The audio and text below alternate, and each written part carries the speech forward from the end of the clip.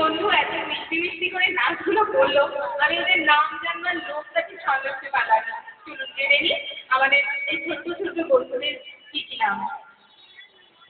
অঙ্কিতা দাস, তনুশ্রী রাজবংশী, মিষ্টি সাহা। মিষ্টি সাহা, আমি কিন্তু খেয়েই ফেলবো এবার মিষ্টি ভেবে। রিঙ্কিতা সাহা,